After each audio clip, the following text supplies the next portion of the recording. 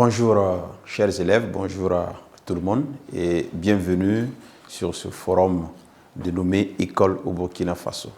Je suis Rayane Compaoré, professeur certifié d'histoire-géographie, bien entendu, des collèges et des lycées.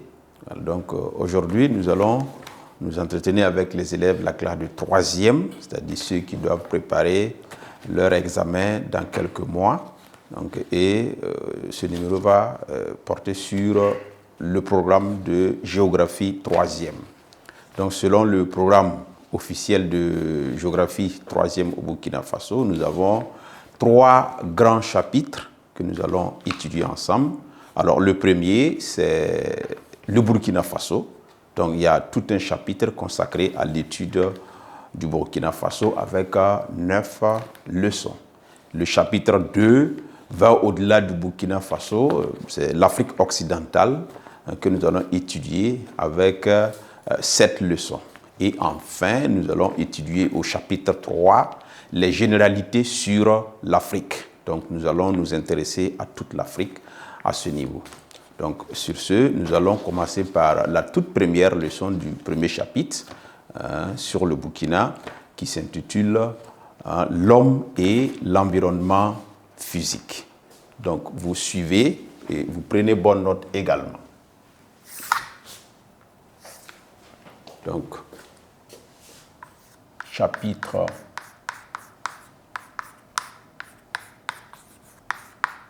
1,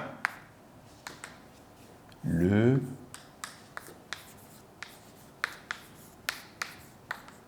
Burkina Faso.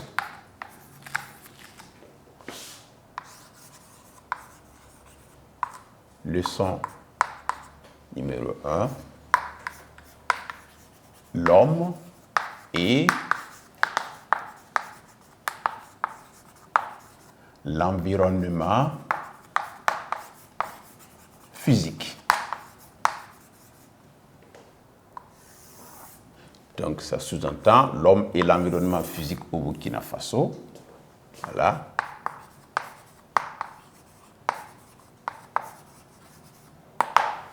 Et pour pouvoir étudier cette leçon, nous avons essayé de donner les objectifs. D'accord? En grand 1, nous allons étudier le climat du Burkina Faso et son impact sur la vie des populations. Donc, en 2, nous allons étudier les conséquences de l'action de l'homme sur l'environnement physique au Burkina Faso. En grand 3, nous allons étudier les politiques, d'accord, de protection de l'environnement. Qu'est-ce que le Burkina Faso fait pour pouvoir protéger l'environnement? Et le dernier grand point, grand 4, nous allons évaluer la politique de protection de l'environnement au Burkina Faso. Voir est-ce qu'il y a des acquis, est-ce qu'il n'y a pas de limites, etc., etc. Donc, voici un peu le décor planté et je vous invite à prendre au niveau de l'introduction. Vous retenez au niveau de l'introduction. D'abord, on va s'intéresser à la notion même de l'environnement physique. Qu'est-ce que vous entendez par environnement physique? Donc, il faut retenir que, comment on appelle ça?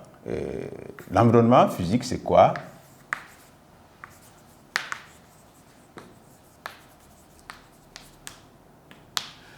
C'est l'ensemble, si vous voulez, l'ensemble constitué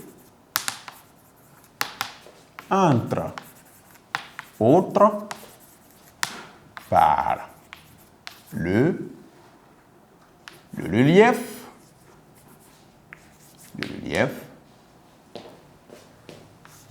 la végétation,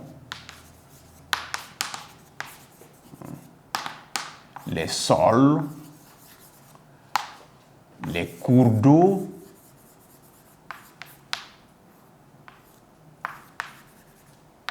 voilà, etc., etc. Donc, c'est cet aspect-là que nous allons étudier. Mais on peut se poser la question, Voilà, ici, l'homme et l'environnement. On peut se poser la question, pourquoi l'homme et l'environnement? Donc, il faut retenir toujours dans l'introduction que c'est parce qu'il y a des interactions. D'accord? Il y a interaction entre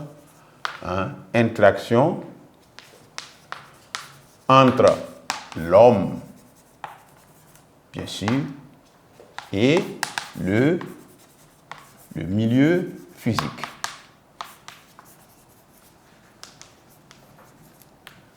Voilà. Donc, c'est pour dire quoi? Interaction, ça veut dire quoi? L'homme pose des actes qui agissent sur l'environnement. Et bien entendu, l'environnement aussi conditionne certaines activités de l'homme. Donc, l'environnement conditionne aussi certaines activités de l'homme. Donc, et nous allons en grand 1, le climat du Burkina Faso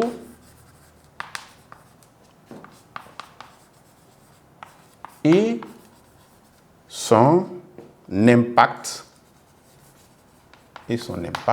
sur la vie des populations. Et ici, nous allons très rapidement utiliser une carte, d'accord? Donc, si vous voyez la carte qui s'affiche à l'écran, ça vous permet de voir, évidemment, en petit 1, les zones climatiques du Burkina Faso.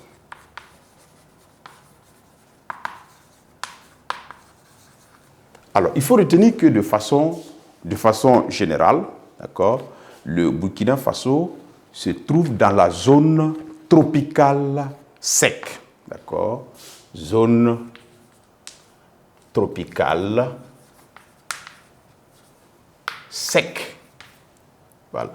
Mais à l'intérieur du Burkina Faso, avec d'autres critères un peu plus poussés, on peut réussir à dégager 3 zones climatiques. Vous prenez à ce niveau la carte qui va s'afficher. C'est la carte climatique du Burkina Faso. Vous voyez bien qu'il y a 3 zones bien distinctes par des couleurs qui s'affichent. En haut, il y a la couleur rouge, voilà, qui représente la zone dite zone sahélienne. Donc là-bas, au Burkina, c'est la zone la moins arrosée, c'est-à-dire il pleut moins dans cette partie du Burkina Faso. Et vous voyez quelques noms comme Dori, Gorom Gorom dans cette partie-là. Si vous descendez un peu vers le milieu, vous allez voir une partie jaune. Et la partie jaune représente la zone soudano-sahélienne. Et dans cette partie se trouve évidemment Ouagadougou, se trouve la ville de Fada, Koudougou, ainsi de suite, et ses environs. D'accord?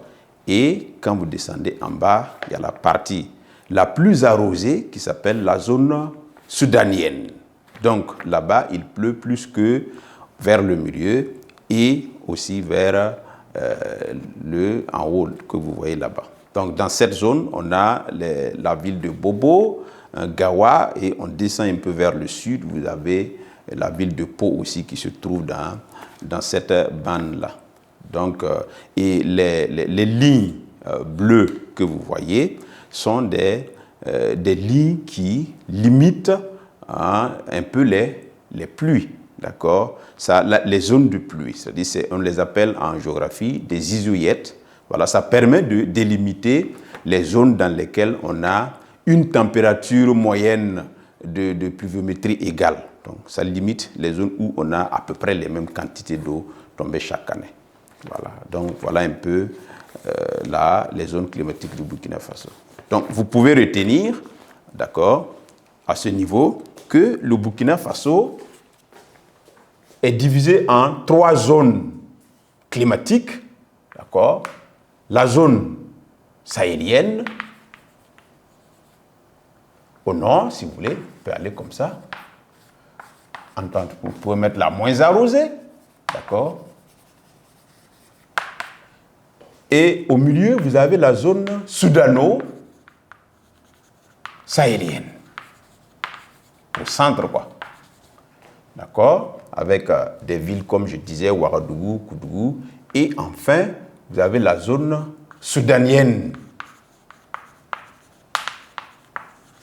qui est la plus arrosée du Burkina Faso.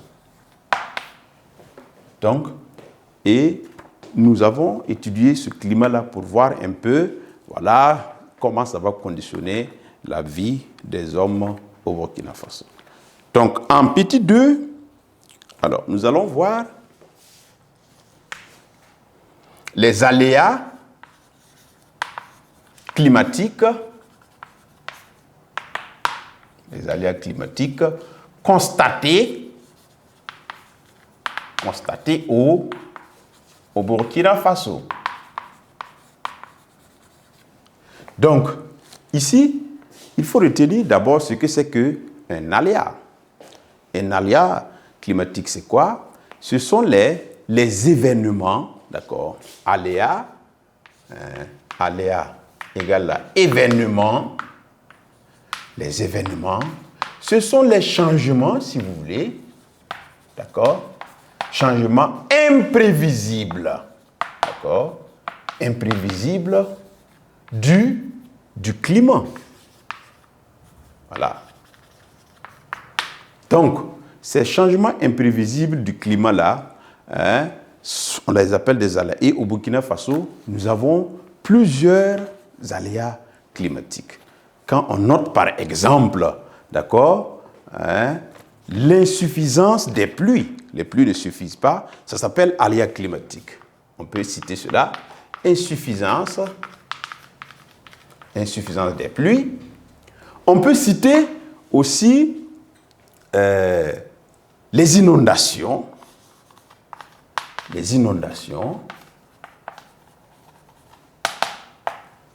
On peut citer la mauvaise répartition des pluies.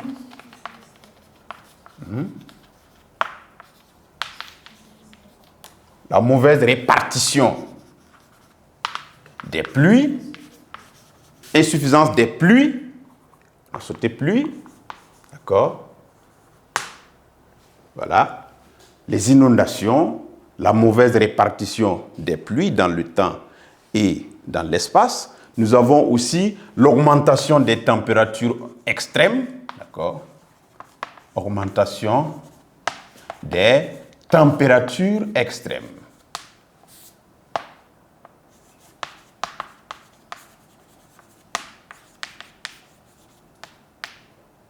Des températures extrêmes. Tantôt il fait très chaud, tantôt il fait très froid. Et ce sont les aléas climatiques. Il y en a plein d'autres aléas et vous pouvez compléter également par vos lectures. Et en 3, nous verrons l'impact des aléas climatiques. L'impact des aléas climatiques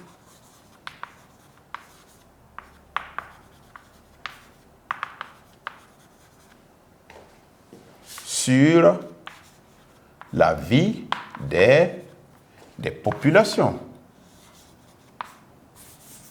La vie des populations. Alors, à ce niveau, l'impact, c'est quoi? C'est l'action que ces aléas-là entraînent. Ce que ces aléas entraînent sur la vie des populations. Donc là, vous pouvez retenir que les aléas climatiques au Burkina Faso entraînent, par exemple, les déplacements des populations. Donc, les populations se déplacent, d'accord? Déplacement des populations.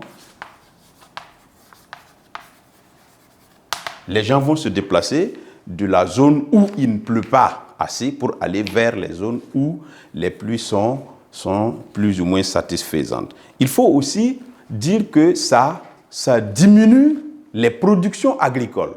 Quand il n'y a pas de pluie, les productions agricoles diminuent. Diminution des productions agricoles.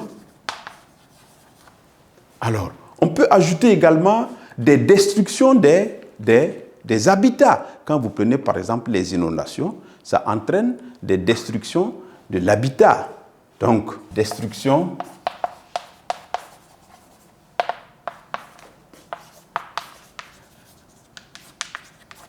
la destruction de l'habitat, ça peut entraîner des pertes en vies humaines.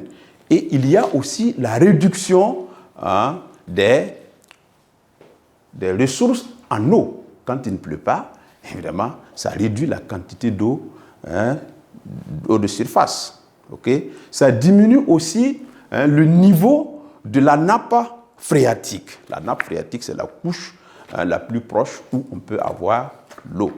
Donc, il y a tellement de conséquences, d'impact des aléas climatiques sur la vie des populations au Burkina Faso.